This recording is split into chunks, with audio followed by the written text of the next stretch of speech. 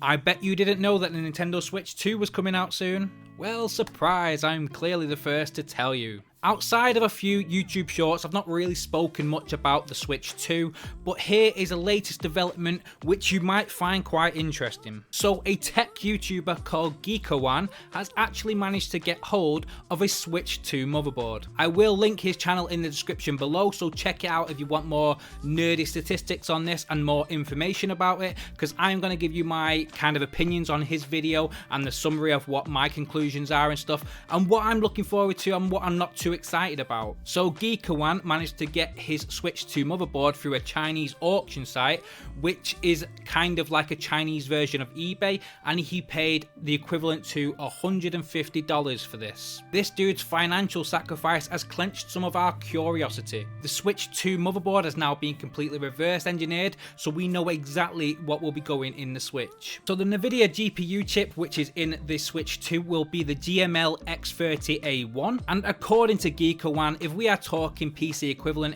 it is equivalent to a RTX 2050 laptop chip. One of the most interesting things about the discovery of this chip is it is actually dated 2021. So this proves that all of the rumours back in the day when the Switch 2 was going to get revealed, there were so many people saying Switch 2 is coming out this day, the Switch 2 is going to get announced then, and it just waited and waited and waited out.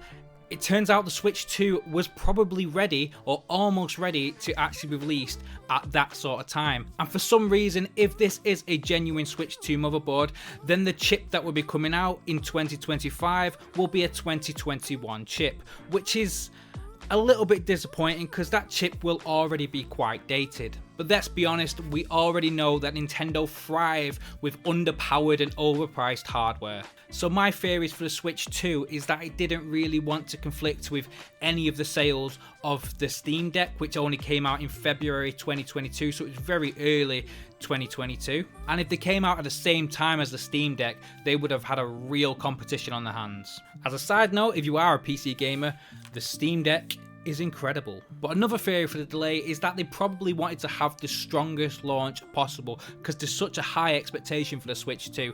And I'm going to be honest with you, that Nintendo Directs that they've just done was actually really good. It was a good Direct. Despite all the pricing issues that came out afterwards, the whole Direct in general was a real good Direct. I'm going to give them that. So to have the best launch possible, they clearly had to have all the third-party support put in place correctly. So they have Cyberpunk at launch, and they've got Duskbloods, which is probably the selling point. They're probably waiting on From Software to get ready and get that game ready, because that is a showcase game, and that was at the end of the showcase, and that is going to make so many adults buy a Switch. With the information that we now know about the Switch 2's hardware, some simulated benchmarks have been tested and the results are rather interesting. So in docked mode, the expected results of the Switch 2 are equivalent to a GTX 1080 graphics card, which is quite surprising, to be honest with you, because that is a very, very dated card.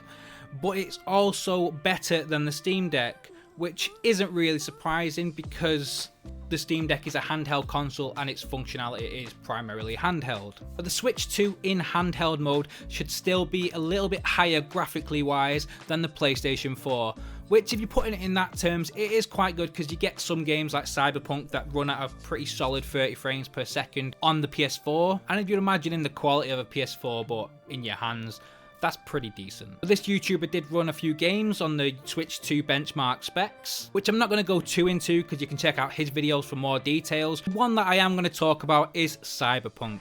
Now, interestingly, the results for Cyberpunk were already very similar to what was already reported by CD Projekt Red, so that kind of shows that this is a pretty accurate guesstimate of how well the Switch 2 will perform. For those of you who are not PC gamers and you don't know what DLSS is, it is Deep Learning Super Sample, which is basically, it allows you to play a game at a lower resolution, whereas AI then kind of puts a layer above that to upscale what is projected on the screen. So it basically makes the game run smoother while still looking quite good by taking a lot of stress from the GPU. So this is Cyberpunk quality mode on low settings at 1080p, so DLSS is rendering it from 720p, and it is running at around about 35 to 40 frames a second, which is pretty decent really. If you're comparing it to PS4, yeah, it's pretty good. If you're comparing it to PS5 Pro or any PC gaming,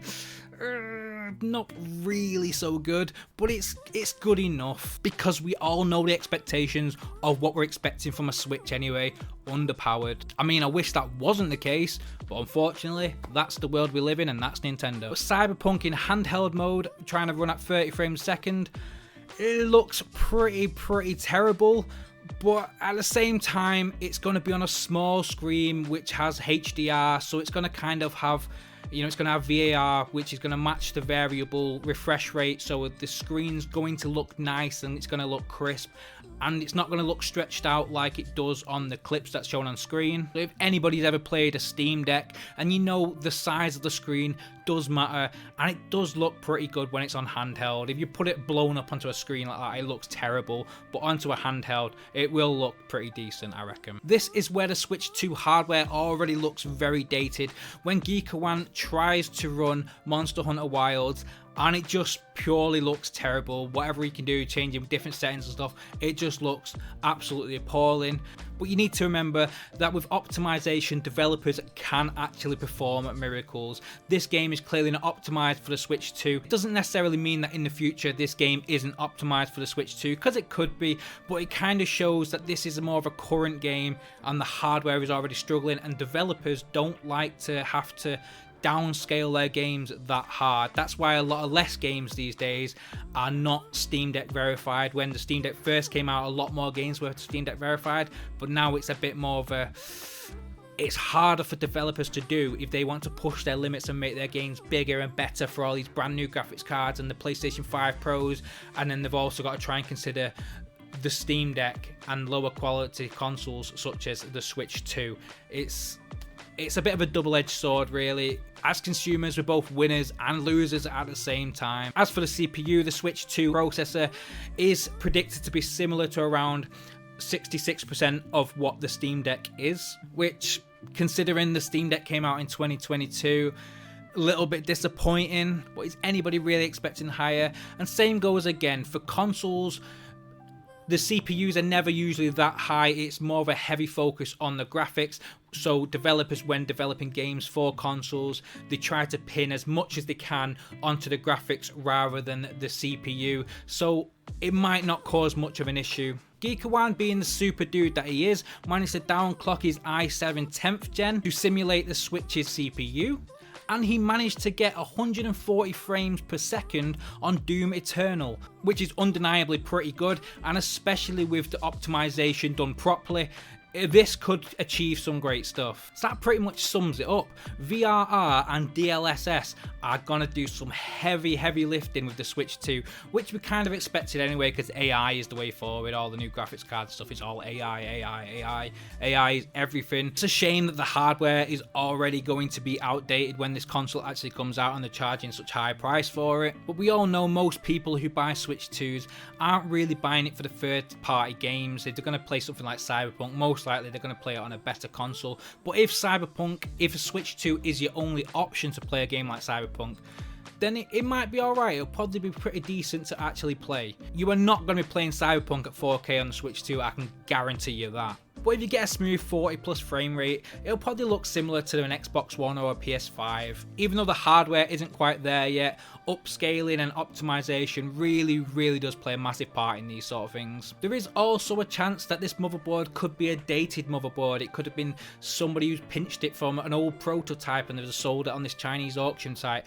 You never know, it's all completely speculations at this point. But I do feel like this is legit and all the facts are pointing this way, so go check out his video if you want more information on what this is. Before I leave this video there, I want to please ask everybody to please like, subscribe and comment on this channel, because it really does help me. I've been really pushing YouTube at the moment and I'm hoping to kind of keep growing and keep increasing. It's doing quite well and I'm very happy about that, so thank you for everyone who's supported my channel. And yeah, it's Mark from Modern Tech. Thanks for watching.